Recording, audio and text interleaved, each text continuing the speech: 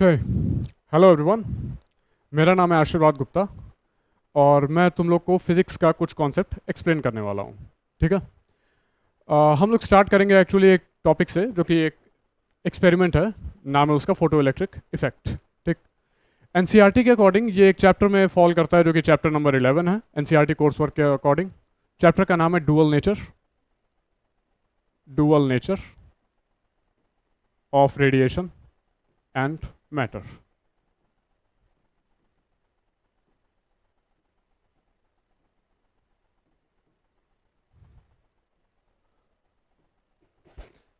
बहुत हम लोग को इसमें रश करने का काम नहीं है। ये छोटा चैप्टर है, थोड़ा सा कॉन्सेप्चुअल चैप्टर है, क्योंकि ये मॉडर्न फिजिक्स का पार्ट है। मॉडर्न फिजिक्स क्लास 12th के पहले अभी तक हम लोग पढ़े नहीं हैं। ठीक है। तो मॉडर्न फिजिक्स में हम लोग को पढ़ना है 3 चैप्टर। एक ये चैप्टर जिसका हेडिंग तुम्हारे सामने पड़ा है। अगला चैप्टर इसके बाद हम लोग पढ़ेंगे एटम्स के बारे में। उसके बाद हम लोग पढ़ेंगे न्यूक्लियाई। ठीक। फिलहाल इस चैप्टर में अच्छा हेडिंग से हमको क्या पता लग जा रहा है? कुछ चीज़ों की जानकारी हमको हेडिंग से मिल जा रही होती है, बाकी कॉन्सेप्ट एक्सप्लेनेशन है मेरा काम, वो हम आगे कर रहे होंगे। ठीक है। इसमें एक पार्ट तुमको दिखाई दे रहा है, डुअल नेचर जो लिखा हुआ है। डुअल नेचर से क्या मतलब है? डुअल का मतलब क्या होता है? डुअल का मतलब दो है। ठीक। डुअल नेचर का मतलब टू टाइप्स ऑफ नेचर। किसका? Of radiation and matter. अच्छा, पहले इस पार्ट को कंसिडर करते हैं। रेडिएशन के डुअल नेचर से क्या मतलब है? रेडिएशन कौन सा डुअल नेचर शो कर रहा है? सॉलिड लिक्विड है, कुछ इस तरह से है? नहीं। यहाँ पे डुअल नेचर से हमको मतलब है पार्टिकल नेचर, वेव नेचर। बात समझ आया? रेडिएशन का डुअल नेचर मीन्स रेडिएशन के पास पार्टिकल नेचर भी होता है, वेव नेचर भी होता है। वेव नेचर लगातार सुनते आए हो, लाइट को हमेशा से हम लोग वेव ही लेके चल रहे हैं। इस चैप्टर में हम लोग का पहले टॉपिक्स में, शुरुआती टॉपिक्स में हम लोग का फोकस रहेगा कि लाइट को हम लोग लाइट के पार्टिकल नेचर को स्टडी करें। ठीक, कि लाइट के पास पार्टिकल नेचर भी होता है। आते हैं धीरे धीरे इस टॉपिक पे। और अगला पार्ट लिखा हुआ है मैटर। मैटर जो कि तुम अपने आसपास के सराउंडिंग में जो चीज़ों को देख सक रहे हो, जिन चीज़ों को टच कर सक रहे हो, तुम्हारे हाथ में अगर पेन होगा वो, तुम्हारे पास सेल फोन होगा वो, ये सभी जो मैटर्स है इनको हम लोग क्या डील कर रहे हो? एक्चुअली ये सभी पार्टिकल्स को हम लोग क्या कहते हैं कि ये मैटर है। ठीक। हेडिंग का मतलब ये हुआ, इसका मतलब मैटर के पास भी डुअल नेचर है। मैटर को हम लोग पार्टिकल तो कहते ही हैं, मैटर के पास वेव नेचर भी है, और साथ ही साथ रेडिएशन के पास, रेडिएशन को जिसको हम लोग अब तक वेव लेते आए हैं, उसके पास वेव के साथ साथ पार्टिकल नेचर भी है। शुरुआती हमारा फोकस ये होगा फर्स्ट पार्ट का। ठीक है।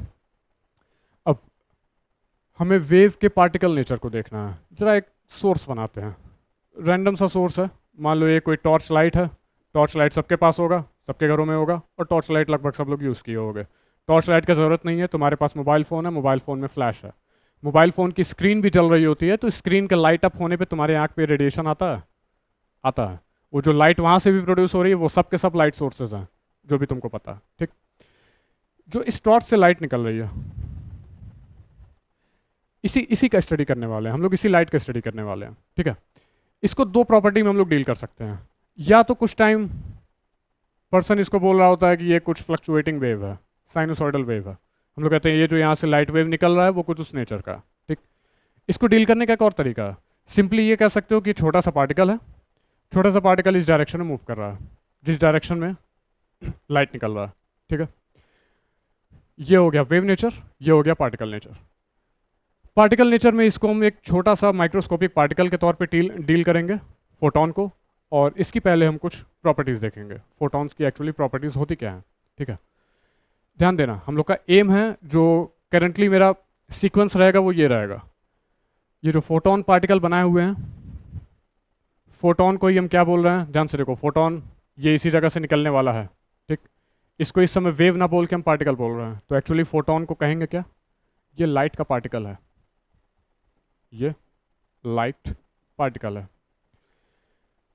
ध्यान देना, इस समय मेरा फोकस लाइट से कहने का मतलब सिर्फ विजिबल लाइट नहीं है। विजिबल लाइट का मतलब 350 नैनोमीटर टू 750 नैनोमीटर, सिर्फ उतना नहीं है। जो लाइट वेव्स तुमको नहीं भी दिख रही होती है, X rays, gamma rays, radio waves, infrared waves, ये सब वेव्स जो नहीं भी दिख रही होती हैं, हम इस चैप्टर में कंबाइंडली सबके लिए लाइट वर्ड यूज़ करेंगे।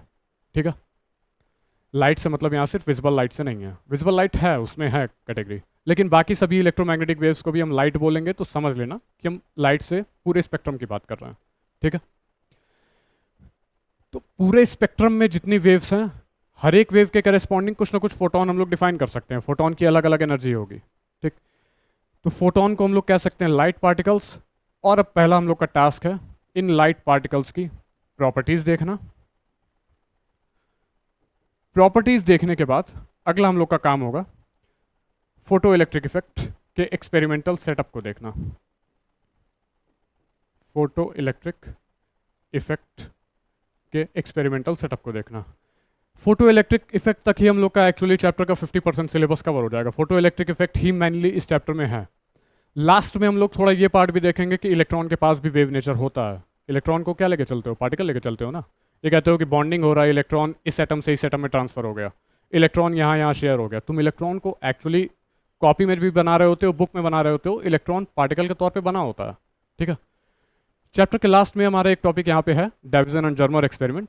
उसमें यह भी बताया गया है कि इलेक्ट्रॉन के पास सिर्फ पार्टिकल नेचर नहीं, वेव नेचर भी है, वो मैटर वाले पार्ट का है। और हम सीक्वेंस में चलने वाले हैं, तो ये वाला पार्ट हम लोग लास्ट में देखेंगे, ठीक है। अभी हम लोग स्टार्ट करते हैं लाइट पार्टिकल की कुछ प्रॉपर्टीज़ से। 4-5 प्रॉपर्टीज़ है, बहुत ज़्यादा इंपॉर्टेंट प्रॉपर्टीज़ हैं। फिर से रिपीट कर रहा हूँ, बहुत ज़्यादा इंपॉर्टेंट प्रॉपर्टीज़ है। सिर्फ इस पर न्यूमेरिकल नहीं आएगा, तुम्हें normal theoretical multiple choice question में इसका क्वेश्चन मिल जाएगा, ठीक। सिंपली थ्योरी, अगर थ्योरी भी तुम्हारा रेडी है, ये चैप्टर ऑलरेडी तुम्हारा बहुत ज़्यादा रेडी है। आते हैं फोटॉन्स की प्रॉपर्टीज ऑफ फोटॉन्स।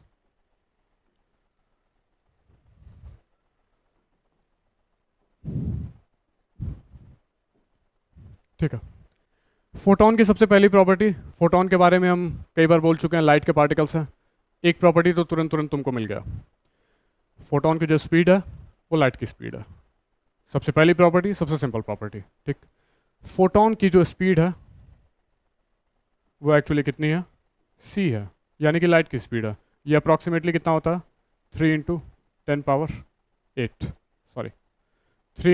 10⁸ मीटर पर सेकंड। एक्चुअल स्पीड इससे थोड़ी कम है। एक्चुअल स्पीड कितनी होती है, ये होती है 299792,458 मीटर पर सेकंड। ये लाइट की एक्चुअल स्पीड है। हम लोग अप्रॉक्सीमेट करके इसको 3 × 10⁸ मीटर पर सेकंड भी लिखते हैं। अगला प्रॉपर्टी, जब सनलाइट में तुम बैठे होते हो ठंडी के टाइम में, दिसंबर जनवरी के टाइम में, सनलाइट की वजह से तुम्हारी बॉडी पे कुछ हीट पता लगता है। किस लिए सनलाइट में जाते हो, कमरे के अंदर ठंडा लग रहा है, तुम बाहर निकल के छत पे सनलाइट में क्यों निकले, हीट लेने के लिए। मतलब तुम्हें पता है कि सनलाइट से कुछ हीट मिल रहा है। सनलाइट से तुम्हारे पास आ क्या रहा है, सन एक्चुअली तो अर्थ पे आ नहीं जा रहा है, तुम्हारे पास तक क्या पहुंच रहा है, सन से निकले हुए कुछ पार्टिकल्स पहुंच रहे हैं, या कह सकते हो सन से निकले हुए कुछ वेव्स पहुंच रहे हैं। सन से निकले हुए जो पार्टिकल्स हैं वही लाइट पार्टिकल्स हैं, उन्हीं को नाम दिया गया है फोटॉन्स। और उससे तुम्हें बॉडी हीट हो रही होती है। कोई मटेरियल रख दोगे गर्मी के टाइम में, जैसे कि मान लेते जून जुलाई के टाइम में, तुम इस समय किसी लोहे के फर्श पे पैर रख सकोगे दोपहर में अगर सनलाइट होगा, नहीं। इन दोनों ऑब्जर्वेशन से क्या पता कर सकते हैं कि जो सन से फोटॉन्स आ रहे होते हैं उनके पास कुछ एनर्जी होती है। वो एनर्जी तुम दिसंबर के टाइम में भी फील कर सकते हो, वो एनर्जी तुम जून के टाइम में भी फील कर सकते हो।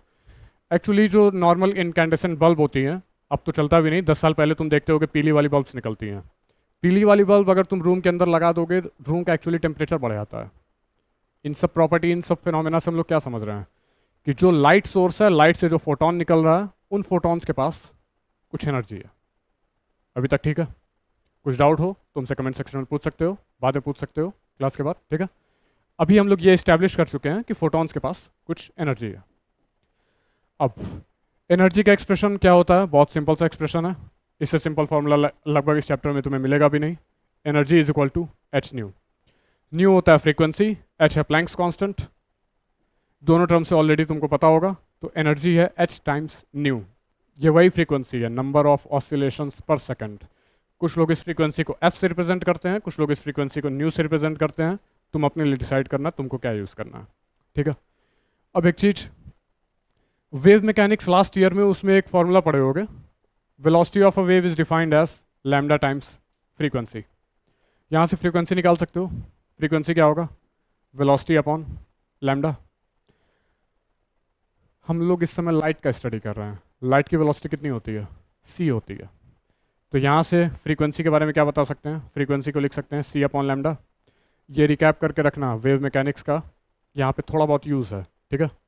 चैप्टर 8 इलेक्ट्रोमैग्नेटिक वेव्स में वेव मैकेनिक्स का यूज़ है। तो फ्रीक्वेंसी को हम लोग एक और टर्म से रिप्लेस कर सकते हैं। वो टर्म क्या हुआ? H C upon lambda. ये बहुत ही ज़रूरी फार्मूला है, ध्यान देना। हम अभी बोल रहे हैं, हम आगे भी रिपीट करेंगे। हम इस फार्मूले का यूज़ इस चैप्टर में भी कर रहे होंगे, इसके अगले चैप्टर एटम्स में भी कर रहे होंगे, ठीक है। और ये न्यूक्लियाई चैप्टर में भी कभी कभी इन फार्मूले का यूज़ हो रहा होता है। ये लगातार तीनों चैप्टर्स में यूज़ होने वाला है, बहुत ध्यान से इसको देखना। इससे हम लोग कुछ प्रॉपर्टी निकाल सकते हैं। ई इक्वल एच न्यू से हम लोग क्या प्रॉपर्टी बता सकते हैं कि energy is proportional to frequency, क्योंकि एच क्या है यहाँ पे? प्लैंक्स कांस्टेंट है ना, ये एक तरह का यूनिवर्सल कांस्टेंट है, ठीक। प्लैंक्स कांस्टेंट की वैल्यू तुम्हारे एक्सपेरिमेंटल सेटअप पे चेंज नहीं होगा। तुम फिजिक्स में प्लैंक्स कांस्टेंट यूज़ करो, तुम केमिस्ट्री में प्लैंक्स कांस्टेंट यूज़ करो, वैल्यू उसकी रहनी सेम है, ठीक। इसीलिए ये एक यूनिवर्सल कांस्टेंट है। रेजिस्टेंस के बारे में जान रहे हो, रेजिस्टेंस यूनिवर्सल कांस्टेंट नहीं है, वो मटेरियल टू मटेरियल डिपेंड करेगा, ठीक। कैपेसिटेंस यूनिवर्सल कांस्टेंट नहीं है, वो मटेरियल टू मटेरियल डिपेंड करेगा, ठीक है। पंखे में जो कंडेंसर लगा उसका कैपेसिटेंस अलग है, फ्रिज के पीछे जो कंडेंसर लगा उसका कैपेसिटेंस अलग है। तो कैपेसिटेंस एक तरह का होता कांस्टेंट है, लेकिन यूनिवर्सल नहीं है। प्लैंक्स कांस्टेंट यूनिवर्सल कांस्टेंट है, इसकी वैल्यू चेंज नहीं होती है, जहाँ तक अभी हमको पता है, ठीक है। तो अगर इस प्रोपोर्शनैलिटी के फॉर्म में लिखे तो हम लोग लिख सकते हैं ई प्रोपोर्शनल टू न्यू, मतलब एनर्जी फ्रीक्वेंसी के प्रोपोर्शनल है, सिंपल सा इसका मतलब है। अगर फ्रीक्वेंसी में राइज करेगा तो एनर्जी राइज करेगा, फ्रीक्वेंसी फॉल करेगा तो एनर्जी फॉल करेगा, ठीक है। अगला एनर्जी का एक एक्सप्रेशन ये भी है, E equals H C upon lambda. इसमें देख सकते हो एच भी कांस्टेंट है, सी भी कांस्टेंट है, दोनों यूनिवर्सल कांस्टेंट्स हैं। ये है speed of light in vacuum, right. यहाँ से क्या एक्सप्रेशन निकाल सकते हैं कि E is proportional to 1 upon lambda, clear है। अच्छा, इसका क्या मतलब है? एनर्जी वेवलेंथ के साथ इन्वर्सली प्रोपोर्शनल है। इन्वर्स का मतलब क्या होता है? वेवलेंथ कम होगा तो एनर्जी बढ़ेगा, वेवलेंथ बढ़ेगा तो एनर्जी घट रहा होगा, ठीक है। ये अभी तक बहुत सिंपल एक्सप्रेशन है, इसमें कोई डाउट होना नहीं चाहिए मेरे हिसाब से। आगे चलते हैं। अभी हम लोग प्रॉपर्टी देख रहे हैं। जैसे कि किसी लाइट सोर्स से बोले ये फोटोन है, फोटोन की फ्रीक्वेंसी 10⁻14 हर्ट्ज है, ये फोटोन की फ्रीक्वेंसी दी हुई है, ठीक। ध्यान देना, ये 10⁻14 हर्ट्ज एक्चुअली फोटोन को जो प्रोड्यूस किया होता है, कोई सोर्स होगा ना। इस रूम में जो लाइट आ रहा है वो किसी सोर्स से प्रोड्यूस हो रहा है, मेरे बगल में लाइट लगा हुआ है, उस सोर्स से आ रहा है। ये जो फोटोन भी यहाँ पे मूव कर रहा है, ये कभी ना कभी किसी सोर्स से निकला होगा। वो जो सोर्स की फ्रीक्वेंसी है, ये वो फ्रीक्वेंसी है 10⁻14 हर्ट्ज, ठीक। आगे चलते हैं। तो अगर हमें सोर्स की फ्रीक्वेंसी पता है 10⁻14 हर्ट्ज, इस फ्रीक्वेंसी को चुपचाप से यहाँ पे रख दो, एच से मल्टीप्लाई कर दो, तुम्हें क्या मिल जाएगा? एनर्जी मिल जाएगा। सिमिलरली अगर तुम्हें किसी फोटोन का वेवलेंथ पता है, मान लो वेवलेंथ है 900 नैनोमीटर, वेवलेंथ की जगह वेवलेंथ रख दो, एच सी की वैल्यू रख दो, और तुम्हें फिर से फोटोन की एनर्जी मिल जाएगी। ये कोई और केस में अगर तुम्हें वेवलेंथ पता होगा, ठीक है। नेक्स्ट प्रॉपर्टी पे आते हैं। फोटोन के पास एनर्जी के साथ साथ मोमेंटम भी होता है, ठीक। मोमेंटम के बारे में क्या कह सकते हैं? फोटोन का मोमेंटम भी एनर्जी की तरह दो फॉर्मूले से डिफाइंड है। एक तो मोमेंटम का एक्सप्रेशन है P equals H upon lambda. Momentum का एक और एक्सप्रेशन है P इक्वल्स ई अपॉन सी, ठीक है। हाँ, एक बात तुमको ध्यान रखना है, यहाँ पे किसी चीज़ का तुमको डेरिवेशन नहीं देखना है। ये सब जो कुछ शुरुआती फॉर्मूले हैं, ये सब फॉर्मूले तुम्हें इस समय के लिए दिमाग में रखना है, सिंपली कहें तो रखना है फिलहाल के लिए। इनके डेरिवेशन पे तुमको नहीं जाना है, ठीक है। छोटे छोटे फॉर्मूले, उसमें कोई बड़ी बात भी नहीं है कि तुम डेरिवेशन करो, बड़े से फॉर्मूले का फॉर्म याद रखो। सिंपल सा फॉर्मूला है, तुमको ये फिलहाल ख्याल रखना है और डायरेक्ट अप्लाई करना है, ठीक है। फोटोन का एनर्जी हो गया, मोमेंटम हो गया, फोटोन का स्पीड हो गया। एक दो प्रॉपर्टीज और बची हुई हैं, उसको भी देख लेते हैं। अगला सॉरी,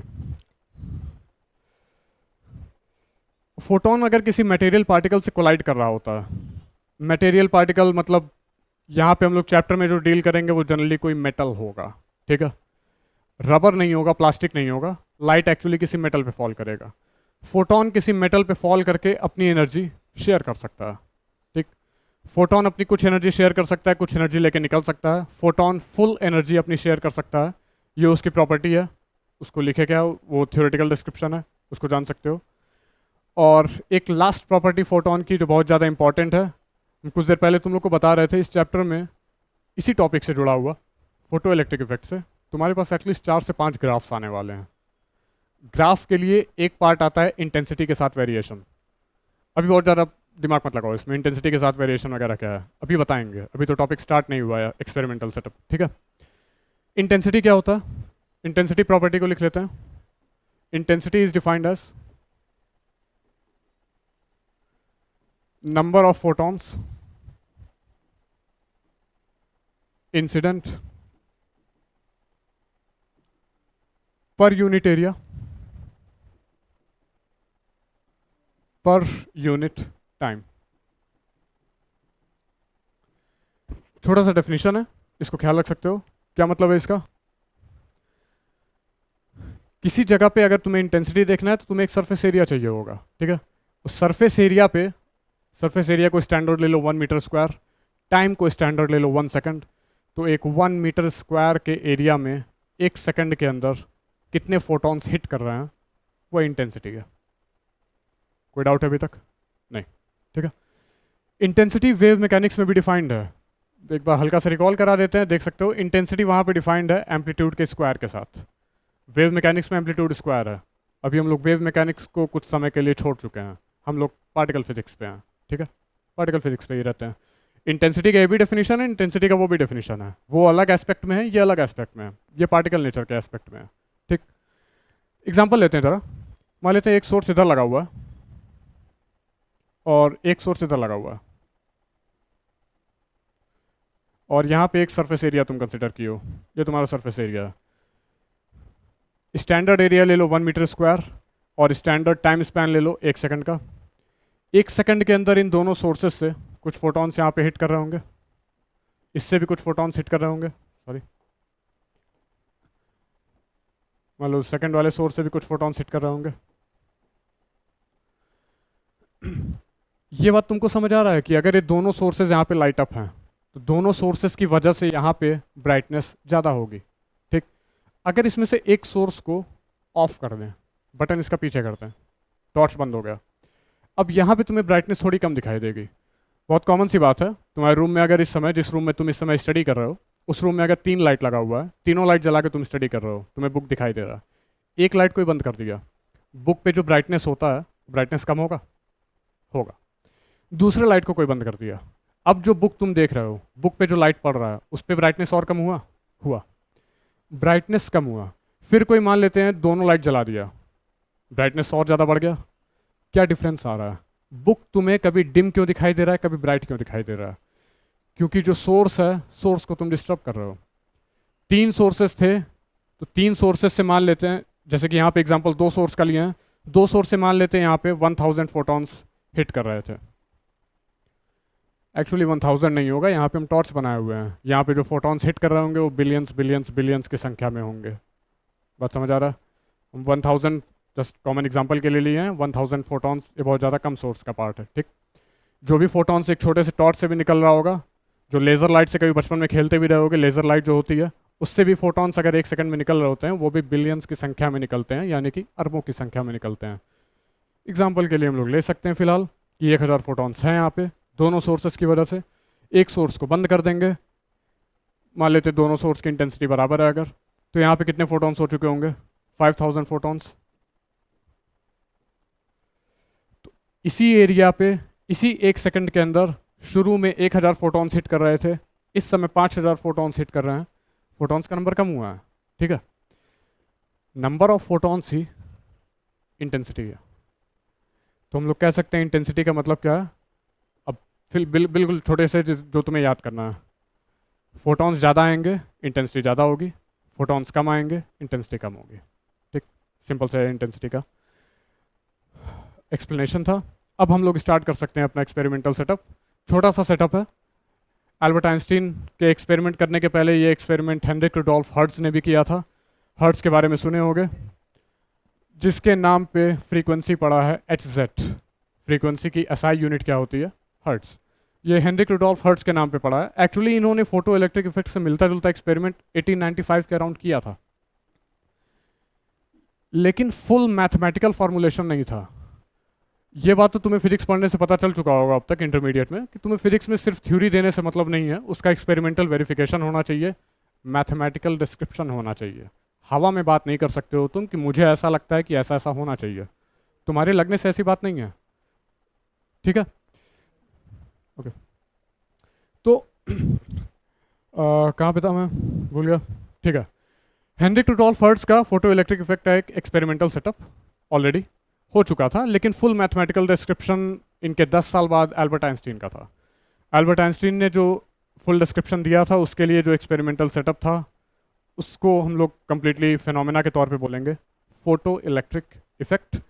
वो हम लोग देख सकते हैं, बहुत सिंपल सा, मतलब सेटअप हम लोग यहाँ पे सिंपल ही करेंगे, एक्चुअल सेटअप तो इसका कॉम्प्लेक्स है। यहाँ पे सिंपल सा सेटअप है, सेटअप देखते हैं जरा क्या है। सेटअप कुछ ऐसा, हमको चाहिए एक वैक्यूम ट्यूब।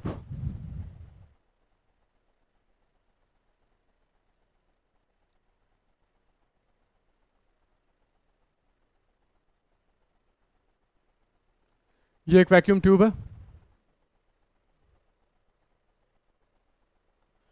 वैक्यूम ट्यूब इसलिए रखा जा रहा है ताकि इसके अंदर एयर के पार्टिकल, डस्ट के पार्टिकल, ये सब जो पार्टिकल्स हैं वो डिस्टर्बेंस ना प्रोड्यूस करें। क्यों डिस्टर्बेंस प्रोड्यूस करेंगे अभी हम बताते हैं इसको। वैक्यूम ट्यूब के अंदर 2 मेटालिक प्लेट्स होंगे। वैक्यूम ट्यूब के अंदर 2 मेटालिक प्लेट्स होंगे। ठीक है, अब एक चीज़ देखो, बाहर सोर्स से कुछ फोटॉन्स एंटर कर रहा है, एक्सटर्नल सोर्स से कुछ फोटॉन्स एंटर कर रहे हैं। ठीक, ये फोटॉन्स हैं, तो इनके पास कुछ एनर्जी होगा।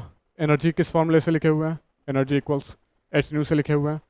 तो फोटॉन्स के पास ऑब्वियसली कुछ एनर्जी है, वो अपनी एनर्जी इस मेटल से हिट करने के बाद मेटल को दे सकते हैं। ये कुछ देर पहले ही बता रहे थे कि फोटॉन्स किसी मेटालिक सरफेस से हिट करते हैं तो फोटॉन्स अपनी एनर्जी का कुछ पार्ट या कंप्लीट पार्ट मेटल को दे सकते हैं। ठीक, मेटल में जो एनर्जी एब्जॉर्ब कर रहा होता है यहाँ पे मेनली वो इलेक्ट्रॉन होता है। तो जो देखते हैं मेटालिक सरफेस पे अगर फोटॉन हिट कर रहा है तो होता क्या है। मेटालिक सरफेस पे ये तुम कुछ एटम्स का स्ट्रक्चर बना सकते हो।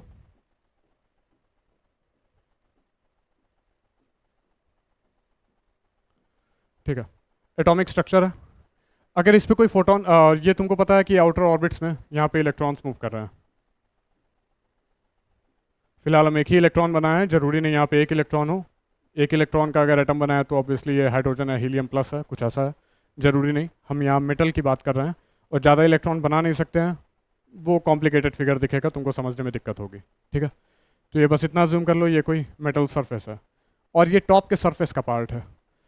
इस पर अगर कोई फोटोन हिट करता है, ये फोटोन जिसकी एनर्जी एच न्यू है, ये अपनी एनर्जी से इलेक्ट्रॉन के साथ शेयर कर सकता है कंप्लीटली। ठीक, इलेक्ट्रॉन के पास अगर कुछ एनर्जी आई तो इलेक्ट्रॉन मेटालिक न्यूक्लियस के साथ इलेक्ट्रॉन का एक कोलम्बिक अट्रैक्शन है, ये तो पता है सबको। इलेक्ट्रॉन न्यूक्लियस के साथ कोलम्बिक अट्रैक्शन है, और इलेक्ट्रॉन न्यूक्लियस के साथ जिस अट्रैक्शन से यहाँ बाउंडेड होता है, इलेक्ट्रॉन की कुछ एनर्जी होती है। इलेक्ट्रॉन बाउंडेड है तो इलेक्ट्रॉन की एनर्जी कुछ निगेटिव में होती है। ठीक है, बाहर से कुछ एक्स्ट्रा एनर्जी सप्लाई करोगे, बाहर से कुछ एक्स्ट्रा एनर्जी से इलेक्ट्रॉन को मिलेगा, एनर्जी बढ़ेगी। बात समझ आ रहा है? बाहर से अगर इलेक्ट्रॉन को एनर्जी मिला तो एनर्जी बढ़ी, एनर्जी बढ़ेगा, इलेक्ट्रॉन यहाँ से बाहर आ सकता है। अब देखो प्रॉब्लम क्या है, इसको जरा कुछ समय के लिए इग्नोर करो। अगर इलेक्ट्रॉन इस मेटालिक सरफेस से बाहर आया, मेटालिक सरफेस पे नेट चार्ज कितना आ जाएगा, प्लस ही। इलेक्ट्रॉन पे नेट चार्ज कितना आ जाएगा, माइनस ही।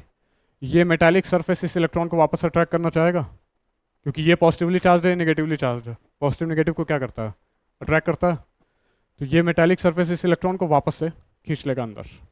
यहाँ से कोई इलेक्ट्रॉन निकलना चाहेगा, ये वापस से खींच जाएगा अंदर। ठीक है, इलेक्ट्रॉन को निकालने के लिए एक मिनिमम एनर्जी एटलीस्ट देनी पड़ेगी, जिसके बाद इलेक्ट्रॉन अगर निकला तो निकल के मेटल सरफेस को छोड़ दिया, वो वापस नहीं आएगा। ठीक है, ये जो मिनिमम एनर्जी है इसको हम लोग बोलते हैं वर्क फंक्शन, और इसका सिंबल है फाई। इसको हम लोग क्या बोल रहे हैं, वर्क फंक्शन, इसका सिंबल है फाई। इसको ध्यान से देखो, एक्सपेरिमेंटल सेटअप तो बहुत छोटा सा पार्ट है। एक्सपेरिमेंटल सेटअप के लिए जो प्रिलिमिनरी है एक्चुअली इसी में समय ज़्यादा जा रहा होता है। ठीक है, अब तक हम लोग क्या कर रहे हैं, प्रिलिमिनरी डिस्कस कर रहे हैं। एक्सपेरिमेंटल सेटअप मुश्किल से 5 मिनट में डिस्कस होगा। हाँ, उसके बाद के जो एप्लीकेशंस हैं, इंटेंसिटी बदलेंगे तो क्या चेंज होगा, वोल्टेज बढ़ाएंगे तो क्या चेंज होगा, अभी वोल्टेज नहीं लगाएं, उसमें हम लोग को थोड़ा सा टाइम देना होगा, वो थोड़ा सा ट्रिकी पार्ट है, उसको स्लोली देखेंगे, ठीक है। तो इलेक्ट्रॉन अगर मेटल सरफेस से निकला है, मेटालिक सरफेस पॉजिटिवली चार्ज हो जाएगा, इलेक्ट्रॉन के पास नेगेटिव चार्ज होता है, ये वापस इसको पुल कर लेगा। लेकिन ऐसा नहीं है कि इलेक्ट्रॉन निकल नहीं सकता है। तुम क्रिकेट बॉल को लेके बाहर ग्राउंड से जब फेंकते हो हवा में, क्रिकेट बॉल अर्थ को छोड़ के निकल जाता है? नहीं, वापस आता है। कोई दूसरा पर्सन है तुमसे ज़्यादा स्ट्रांग है, वो उसी क्रिकेट बॉल को ऊपर फेंका है, क्रिकेट बॉल फेंको, टेनिस बॉल फेंको, जो मन करे वो फेंको, वो बॉल भी नीचे आ जाता है।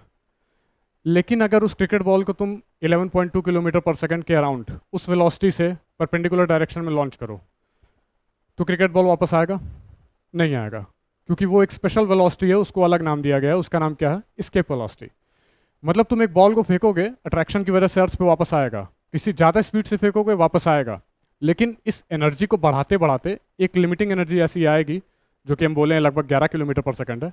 11 किलोमीटर पर सेकंड से अगर तुम उस बॉल को फेंक लेगा, वो अर्थ पे वापस नहीं आएगा, वो अर्थ के सरफेस से निकल गया परमानेंटली। हाँ, यहाँ पे कई सारे एजम्पशंस हैं कि एयर फ्रिक्शन को नहीं देखना है, परपेंडिकुलर डायरेक्शन में तुमको लॉन्च करना है, ये सब एजम्पशंस है, उस पर हम लोग नहीं जा रहे हैं, वो न्यूटोनियन मैकेनिक्स का पार्ट है, एक्सपेक्ट कर रहे हैं वो तुम पढ़े हो पहले से, ठीक है। हम लोग वापस इस पे आते हैं। सिमिलरली इलेक्ट्रॉन को भी अगर एनर्जी मिल रहा है, तो एक गारंटी नहीं है कि इलेक्ट्रॉन मेटल सरफेस को छोड़ देगा, सफिशेंट एनर्जी होनी चाहिए। तो जैसे कि वेलोसिटी के लिए हम एक लिमिटिंग एनर्जी बताए थे 11 किलोमीटर पर सेकंड, सिमिलरली मेटल सरफेस के लिए भी एक लिमिटिंग एनर्जी होती है। उस लिमिट के क्रॉस करके अगर एनर्जी अगर मिला, लिमिट को क्रॉस करके, तो इलेक्ट्रॉन परमानेंटली मेटल सरफेस के बाहर आ सकता है, ठीक है।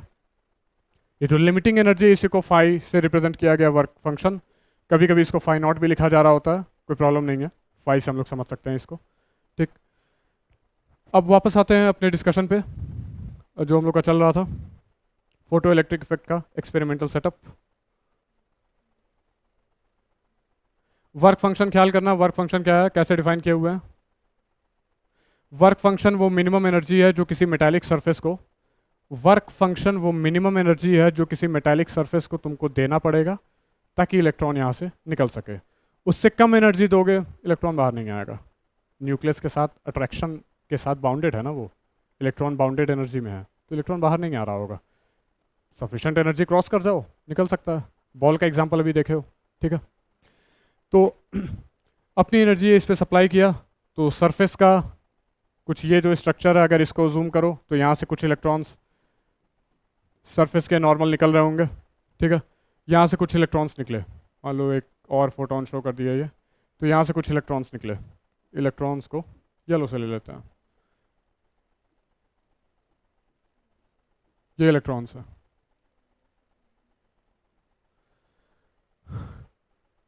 फोटॉन्स के मेटल पे इंसिडेंट होने की वजह से फोटॉन्स अपनी कुछ एनर्जी मेटल सरफेस के शुरुआती सरफेस में, मतलब 2-3 एटॉमिक लेयर्स की बात कर रहे हैं, ठीक है, लगभग फोटो इलेक्ट्रिक इफेक्ट का फेनोमेना उसी से रिस्पॉन्सिबल है। फोटॉन्स तो एंटर कर सकते हैं, गामा रेस की प्रॉपर्टी होती है, वो तो बहुत थिक वॉल्स को भी पेनिट्रेट कर दे रहा होता है।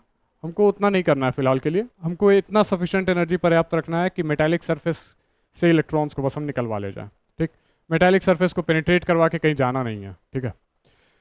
तो सफिशिएंट एनर्जी के साथ ही फोटॉन्स आ रहे हैं, एच न्यू। मेटल का वर्क फंक्शन क्या बोले हैं, फाई। तो इलेक्ट्रॉन्स के निकलने के लिए एक कंडीशन हम लोग अभी तक के डिस्कशन से निकाल सकते हैं कि फोटो एमिशन में चाहिए क्या हमको, H nu should be greater than equal to phi.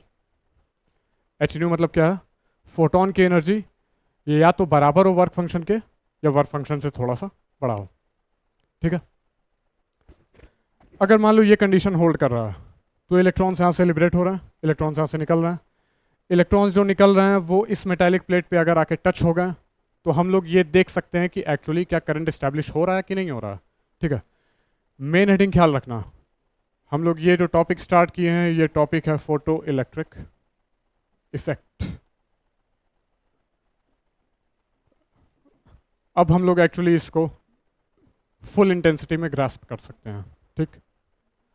Photons का स्टडी कर चुके, इलेक्ट्रिक करंट के बारे में तुमको पता है। अब देखो ये दोनों रिलेट कैसे हो रहा है। फोटॉन्स आया, फोटॉन की एनर्जी मेटल के वर्क फंक्शन की एनर्जी से ज़्यादा है, ठीक। तो फोटोन अपनी कुछ एनर्जी मेटल को देगा, यहाँ से उसके बाद इलेक्ट्रॉन्स निकल रहे हैं। इलेक्ट्रॉन्स का मोशन यानी कि चार्ज का मोशन, चार्ज के मोशन को क्या बोलते हो? किसी सरफेस एरिया के थ्रू नेट चार्ज अगर फ्लो कर जा रहा है तो नेट चार्ज के फ्लो को किसी सरफेस एरिया के थ्रू, इसको क्या वर्ड बोलते हो?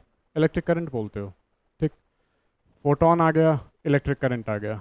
ये फिनोमेना जो यहाँ पे हम लोग डिस्कस कर चुके हैं, यही फिनोमेना क्या है? Photo electric effect. Actually current आया कि नहीं पता कर सकते हैं। एक काम करो, इसको नीचे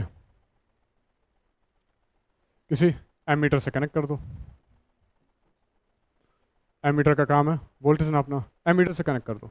एमीटर से कनेक्ट करने पे अगर इलेक्ट्रॉन यहाँ से निकल के यहाँ तक पहुँचा तो तुमको पता है सर्किट स्टैब्लिश हो गई, क्योंकि लगातार फोटोन हिट कर रहा है, लगातार इलेक्ट्रॉन इधर आ रहा है, ये सर्किट कंप्लीट है। फिर यहाँ पे इलेक्ट्रॉन आ रहा है, फोटोन फिर हिट कर रहा है, फिर इलेक्ट्रॉन निकल रहा है, ये एक तरह से कंप्लीट सर्किट बन चुकी है।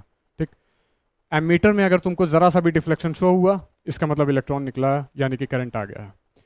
सिंपली इसी फिनोमेना को हम लोग बोल रहे होते हैं photo electric effect.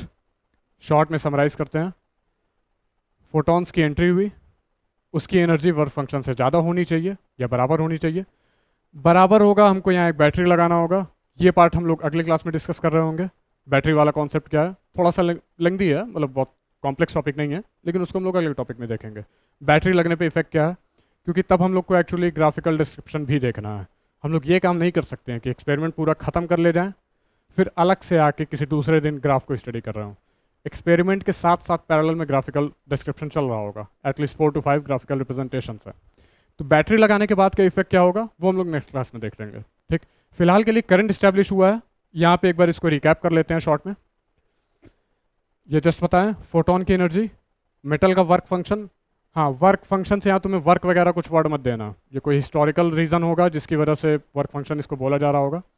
Work function का और भी नाम होता है, इसको थ्रेशोल्ड एनर्जी भी कहते हैं। थ्रेशोल्ड वर्ड अगर तुमको पता हो, थ्रेशोल्ड वर्ड केमिस्ट्री में भी कई बार यूज़ होता है, तो ये वाला वर्ड भी याद रख सकते हो, थ्रेशोल्ड एनर्जी। मेटल से इलेक्ट्रॉन निकलवाने के लिए तुमको एक थ्रेशोल्ड एनर्जी देनी पड़ेगी। जैसे कि बॉल के एग्जाम्पल में 11 किलोमीटर पर सेकेंड थ्रेशोल्ड वेलोसिटी थी, उस थ्रेशोल्ड को क्रॉस करोगे बॉल वापस नहीं आएगा। सिमिलरली मेटल से इलेक्ट्रॉन लिबरेट कराने के लिए तुमको एक थ्रेशोल्ड एनर्जी या उससे ज़्यादा एनर्जी देनी पड़ेगी। उससे ज़्यादा एनर्जी दे दी अच्छी बात है, थ्रेशोल्ड एनर्जी दे दी है तो थोड़ी दिक्कत वाली बात है, लेकिन बैटरी से उसको सही किया जा सकता है। ठीक, तो मेटल्स के इलेक्ट्रॉन्स यहाँ पे बनाए हुए थे सरफेस पे, मेटालिक क्रिस्टल, आउटर सरफेस पे इलेक्ट्रॉन्स हैं। इलेक्ट्रॉन्स एनर्जी एब्जॉर्ब करके HNU के सरफेस से निकल सकते हैं। जनरली इलेक्ट्रॉन सरफेस से परपेंडिकुलर ही निकल रहे होते हैं, इलेक्ट्रॉन सरफेस से निकल सकते हैं। हम लोग का फिनोमेना कंप्लीट हुआ।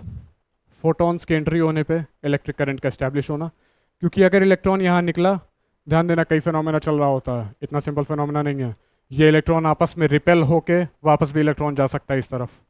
ऐसा भी हो सकता है कि यहाँ से एनर्जी आते आते रिपल्शन होते होते या कोलिजन होते होते इलेक्ट्रॉन यहाँ पे रुक जाए, एक भी इलेक्ट्रॉन यहाँ तक ना पहुँचे, उस समय तो करंट नहीं मिलेगा ना। इसलिए हम लोग कोशिश करते हैं कि एनर्जी सफिशिएंटली वर्क फंक्शन से हाई हो। ठीक, वर्क फंक्शन के रिस्पेक्ट में 1 या 1.5 इलेक्ट्रॉन वोल्ट हाई ही एनर्जी हो, उतना ठीक है, चल जाएगा। इलेक्ट्रॉन यहाँ तक आया और सर्किट कंप्लीट हो गया। सर्किट कंप्लीट हो गया तो हमको करंट मिल गया। अच्छा, इलेक्ट्रॉन जिस एनर्जी से आ रहा होगा उस एनर्जी को कैसे लिख सकते हैं? फोटोन की एनर्जी कितनी थी? HNU। कितनी एनर्जी मेटल में सप्लाई कर दिया ताकि इलेक्ट्रॉन निकल सके? 5 के बराबर। बोले 5 लिमिटिंग एनर्जी है, तुमको मेटल को कम से कम उतनी एनर्जी तो देनी ही पड़ेगी, उससे ज़्यादा एनर्जी देनी पड़ेगी, तब इलेक्ट्रॉन लिबरेट होगा। ठीक है, तो जो इलेक्ट्रॉन निकला है इसको टोटल एनर्जी HNU नहीं मिलेगा, HNU से थोड़ा कम मिलेगा, 5।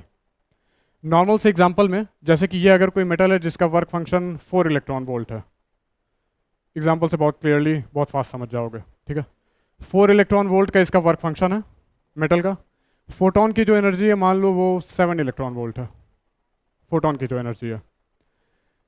मेरा कहने का समरी ये था अभी तक का, मेरा कहने का मतलब 7 इलेक्ट्रॉन वोल्ट में से 4 तो ये मेटल एब्जॉर्ब कर लेगा, क्योंकि कम से कम ये बाइंडिंग एनर्जी है मेटल की, यहाँ के इलेक्ट्रॉन्स की। इलेक्ट्रॉन्स को कम से कम इतनी एनर्जी तो देनी ही पड़ेगी, इलेक्ट्रॉन्स इतनी एनर्जी से बाउंड है 4 इलेक्ट्रॉन वोल्ट से। ठीक, मेटल की नहीं है, वो इलेक्ट्रॉन की बाइंडिंग एनर्जी है। ठीक है, इलेक्ट्रॉन को इसके अट्रैक्शन को तोड़ने के लिए कम से कम 4 इलेक्ट्रॉन वोल्ट यहीं पे सप्लाई होगा, तो 7 में से 4 तो यहीं ख़त्म हो गया। अब इलेक्ट्रॉन जो निकलेगा वो कितने से निकलेगा? मैक्सिमम 3 से निकलेगा। तो इलेक्ट्रॉन को जो एनर्जी इस एग्जांपल के अकॉर्डिंग मिलेगा वो मैक्सिमम एनर्जी कितना मिल सकता है? एक्चुअली ये ई मैक्सिमम है, वो मिलेगा H nu minus phi naught, जो कि इस एग्जांपल के अकॉर्डिंग है 7 electron volt minus 4 electron volt, जो कि कितना है? 3 इलेक्ट्रॉन वोल्ट। ये इलेक्ट्रॉन की मैक्सिमम काइनेटिक एनर्जी है, जिसको कि हाफ एम वी स्क्वायर से कंपेयर कर सकते हो और इलेक्ट्रॉन की वेलोसिटी बता सकते हो। ये सब अलग अलग इसमें मैथमेटिकल फॉर्मुलेशन है, जिसको हम लोग टाइम के साथ आगे डिस्कस करेंगे अगले क्लास में। आज के लिए फ़िलहाल इतना ही रखते हैं। Thank you.